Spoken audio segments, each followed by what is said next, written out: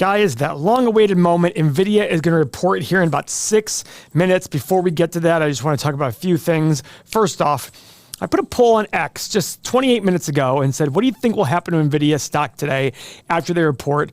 And the leading responses, double beat, stock down. That's been going on a lot lately, and I do think that's my personal vote. But remember, we have no idea what's going to happen. But what I do think is the NASDAQ today was up 1.3%, then fell down 0.3%, and then finished up about 0.25%. And in that entire time, Nvidia was up a lot. So I wonder if people are buying, just saying, hey, I think it's going to be a great earnings result, and therefore they're going to crush it.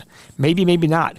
Guys, TJ Maxx reported today, and they had good numbers, but they also were very downbeaten on the future, and the stock was still up today. So we really don't know what's going to happen at any given time. So you have to remember that things are just random. Things are volatile in the markets lately. Why?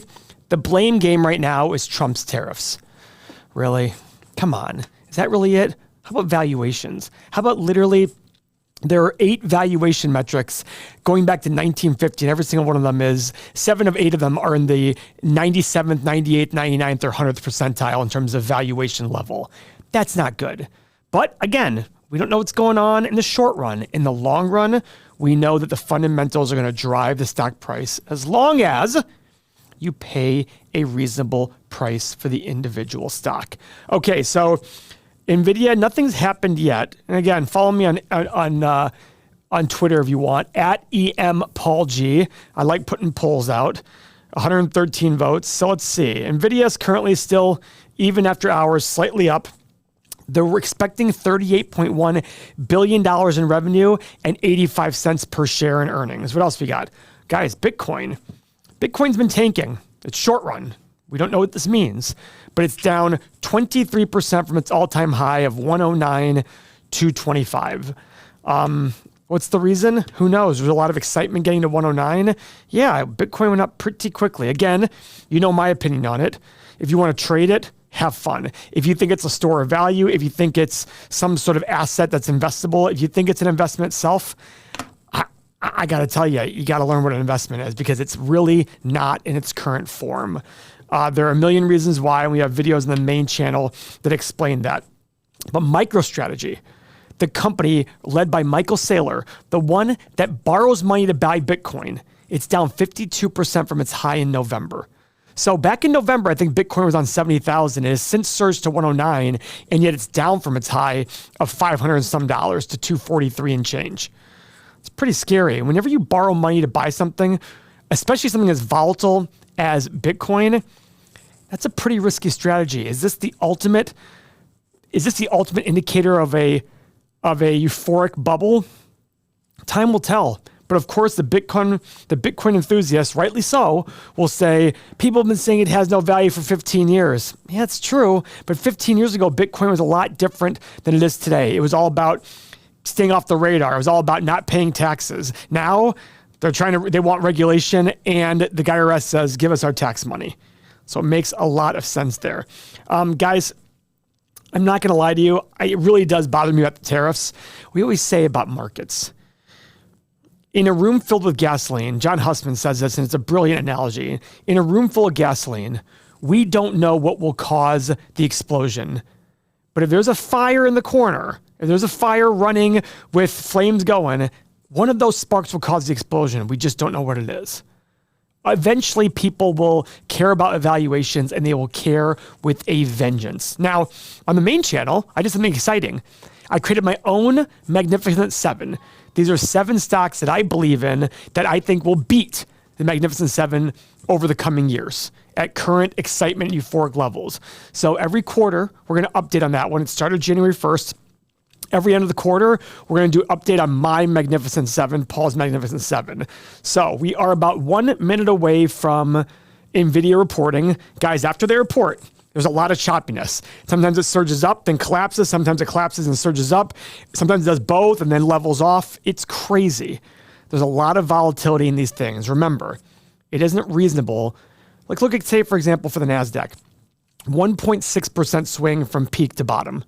You're telling me that the entire NASDAQ really changed in value 1.6% in one day? Come on, that's not real. But that's the benefit to the astute investor. That's the benefit to the principle-driven investor that realizes in the short run, stocks are a voting machine, in the long run, they're a weighing machine.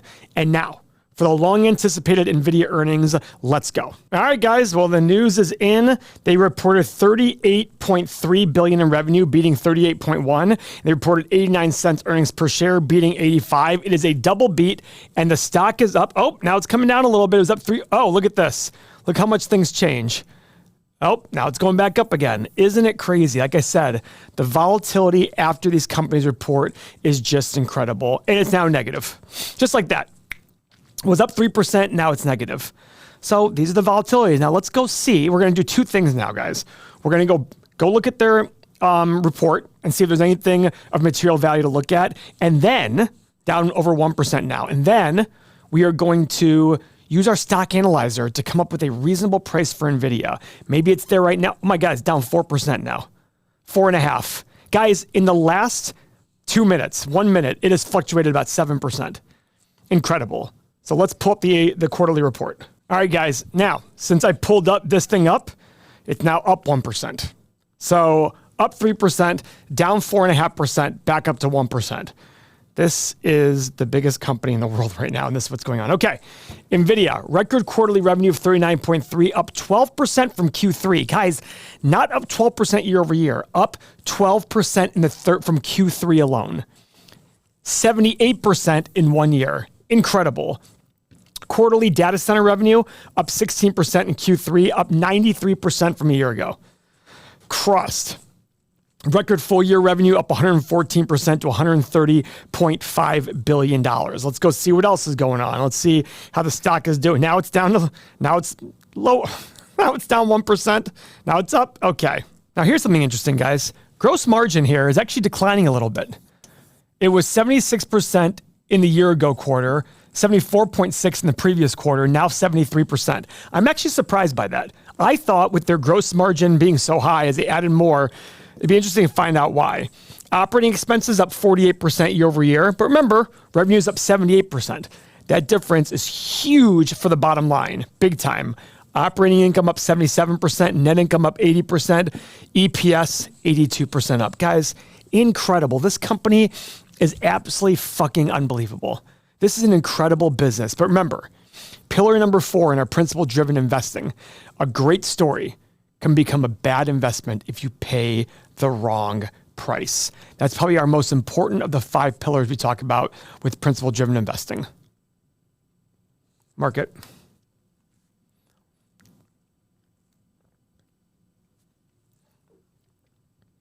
You have to remember that. Now, here's their outlook. Revenue expected to be $43 billion on the nose, plus or minus 2%. Gross margin expected to be 70.6 to 71%. Okay, that's GAAP and non-GAAP. That's a lot lower than where it is right now. Let's see. Tax rate 17%. Operating expenses 5.2%. Let's see. So here's interesting. There is a category they have where revenue is down.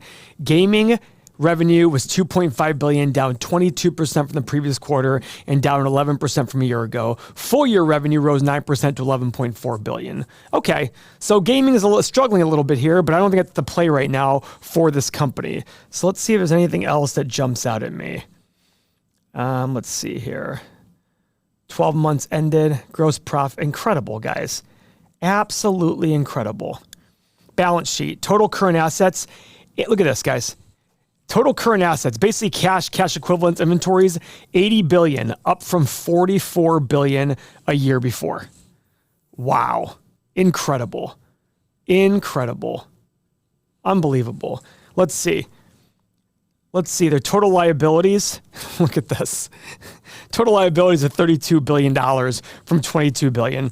They can pay off all their liabilities with the cash on hand in the balance. Look at literally the cash equivalents and marketable securities are $43 billion. That is a great balance sheet.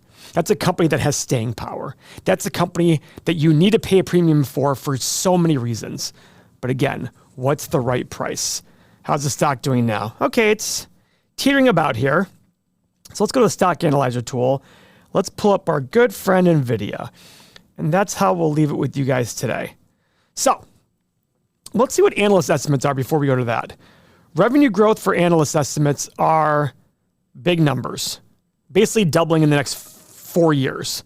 That's 18% a year. So I did 10, 20, and 30% revenue growth for the next 10 years. Guys, that's big. 20% revenue growth for 10 years is ginormous. I don't think that's going to happen. I don't think that's sustainable. But then again, I would not have thought they were going to do the revenue they're doing now just 2 years ago. So anything can happen. Profit margin, I did 30, 40, and 50. Same with free cash flow. And I feel better about this because for a while there, I wasn't feeling good about that because I was like, well, the gross margin keeps going up, but more competition will enter. It'll put margins down a little bit. It'll equate itself out. I still feel comfortable with this. For PE and price to free cash flow, I put 20, 25, and 30, and our desired return is 9%. Now, guys, before I hit the analyze button, a few things to say. This is what puts the story and the numbers together. This is the tool that gets used over 1 million times per year by the users in our community. The reason for that is everything is great. A story is great. But if you don't have the numbers to attach to it, you put the story into the numbers here. If the story was bad, would I be putting this revenue growth in? Would I be putting any of these things in? No, I wouldn't. I'd be totally on the opposite side. That's why the stock analyzer tool is great. It allows you to take that story, take the numbers, put it together, and tell you the price to pay for the company to make it a good investment. Now, the only difference with what I'm doing versus what you should do if you have our software is you should have a higher desired return than 9%. I always put in 9 or 10% because that's the market return. But if you're going to buy an individual stock, you have to have margin of safety. And the reason being is we're humans, we make mistakes, and the future is unknown. We have no idea what's going to happen. And for everybody who thinks that Nvidia is just going to crush it, go back and read the articles about Tesla 5-6 years ago. Tesla was never going to go down. They would never have weaker sales. Go look what's happening now. With competition, things like that, and also the perception of their CEO. That's just what happens. It's not a knock on Tesla. It's just to say, guys, anything can happen. And if you price everything for perfection, you're probably going to have a problem at some point. So I did my 9% return just to give me some sort of intrinsic value. The stock's currently at 130, and it's staying about even. All right, guys. Low price of 43, high price of 450. Guys, look at this. It's barely green, assuming 20% growth rates for the next 10 years. So guys, if this software seems appealing to you, if you like the idea of having software and an amazing community to help you make better decisions, and if you're looking to learn how to fish, we're not here to just hand you fish. If you want to become a better investor who can find companies on your own, join our software, join our community. It's the best decision you're going to make, I guarantee, but only come if you really want to learn and be better. We don't want people who are just trying to get quick ideas to make a quick buck. Thank you for your time.